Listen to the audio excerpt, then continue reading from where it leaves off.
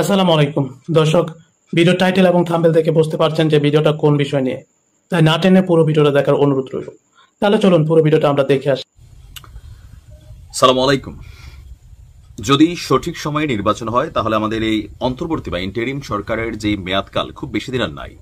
সবকিছু প্রস্তুত, একটা সুষ্ঠু নির্বাচন হবে, তারপর নির্বাচিত সরকারের হাতে এই রাষ্ট্রের দায়িত্ব অর্পণ করে ডক্টর মোহাম্মদ ইউনূস তিনি ক্ষমতা থেকে সরে যাবেন। আগামীতে কোনো রাজনৈতিক দলের কোনো পদ পদবি বা কোনো কিছুতে তিনি আসবেন না। তবে যাবার আগে শেষ মুহূর্তে বেশ কিছু কাজ করছেন ডক্টর মোহাম্মদ ইউনূস। দেখেন, এই জিনিসগুলো বাংলাদেশ নামক রাষ্ট্রের সার্বভৌমত্বের কল্যাণে জড়িত, আর যেটা বাংলাদেশের জন্য ভালো, যেটা রাষ্ট্রের জন্য ভালো, যেটা জনগণের জন্য ভালো, সেই কাজকে অ্যাপ্রিশিয়েট করা আমাদের দায়িত্ব।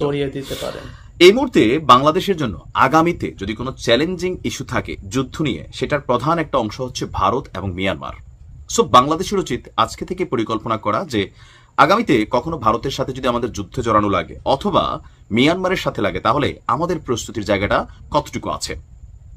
বাংলাদেশ এই মুহূর্তে উন্নতি করছে, তবে সামরিক শাখাগুলোতে বিশেষ করে প্রতিরক্ষা খাতে আমাদের খুব বেশি কিচ্ছু নাই।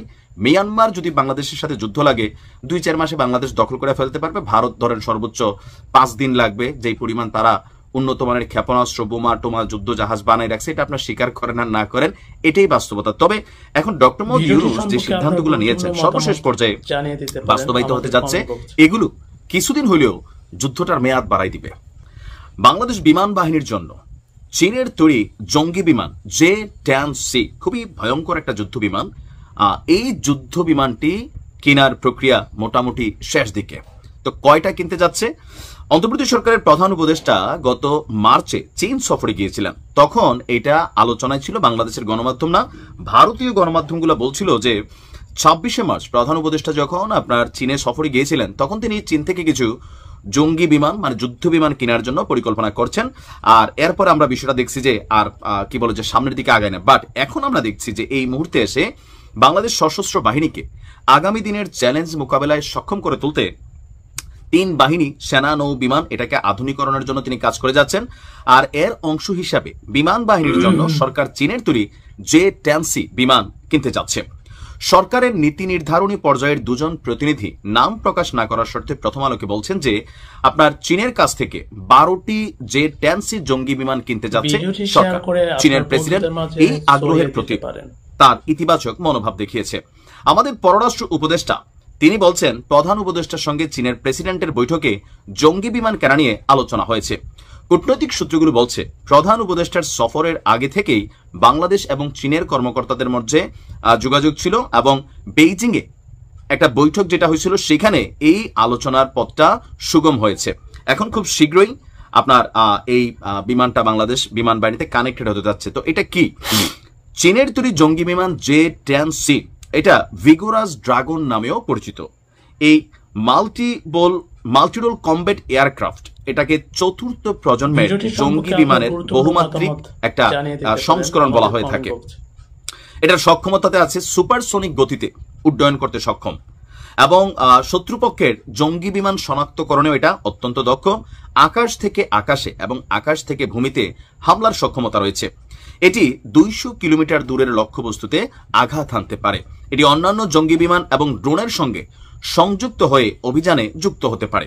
জঙ্গি বিমানটির প্রযুক্তি, গতি এবং শত্রুর নজর এড়িয়ে আক্রমণ পরিচালনা ও নজরদারিতে সক্ষম।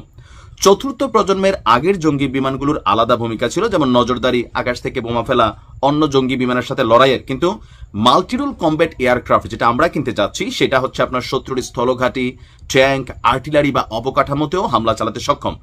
নজরদারির পাশাপাশি গোয়েন্দা তথ্য সংগ্রহ করে আকাশ থেকে সমুদ্রে যুদ্ধ জাহাজেও আক্রমণ পরিচালনা করতে পারে। শত্রুর রাডার এবং যোগাযোগ ব্যবস্থায় হামলা চালিয়ে তা বিকল করে দিতে পারে। অর্থাৎ বহুমাত্রিক অভিযানে এটা সক্ষম। আপনাদের খেয়াল থাকার কথা, গত মে মাসে কাশ্মীরে সন্ত্রাসী হামলার পর ভারত এবং পাকিস্তানের সাথে যুদ্ধ হয়েছিল। সেই যুদ্ধে চীনের তৈরি এই J-10C প্রযুক্তিগত এবং সামরিক সামর্থ্যে নিজেদের অবস্থান জানাতে সক্ষম হয়েছিল।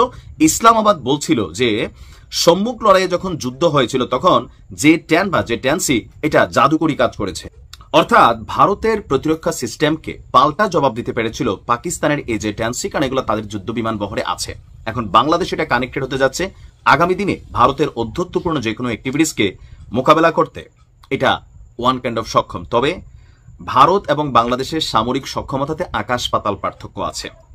প্রযুক্তিতে ভারত আব্বা হয়ে গেছে, আমরা এখনো নবজাতক আছি। তবে এই নবজাতক অবস্থান থেকে বের হতে হবে, বের হয়ে নিজস্ব সামরিক ভান্ডার, যুদ্ধ লাগুক না লাগুক, বাট এগুলোকে আরো শক্তিশালী করতে হবে। ধন্যবাদ ডক্টর ইউনূসকে। অন্তত যাবার আগে এই বিমানগুলা 12টা না, যদি টাকা বেশি লাগে আরো 2-10টা কিনা ফেলা উচিত। প্রয়োজনে 2-4টা যুদ্ধ জাহাজও, মানে অত্যাধুনিক মানের। ভালো থাকুন দর্শক, আপনারা সম্পূর্ণ ভিডিওটা দেখলেন। সম্পূর্ণ ভিডিওটা দেখার জন্য আপনাদের অসংখ্য ধন্যবাদ। ভিডিওটি ভালো লাগলে একটি লাইক দিয়ে আপনার বন্ধুদের সাথে শেয়ার করতে পারেন। সেই সাথে আপনার গুরুত্বপূর্ণ মতামত আমাদের কমেন্ট বক্সে জানিয়ে দিতে পারেন। আর এরকম আরো নতুন নতুন ভিডিও পাওয়ার জন্য আপনি এই পেজটাকে ফলো করে রাখতে পারেন, যাতে করে আমরা ভিডিও আপলোড করার সাথে সাথে আপনার কাছে চলে যায়। তো এখনকার জন্য এই পর্যন্ত, এখন বিদায় নিচ্ছি। ভালো থাকবেন। আল্লাহ হাফেজ।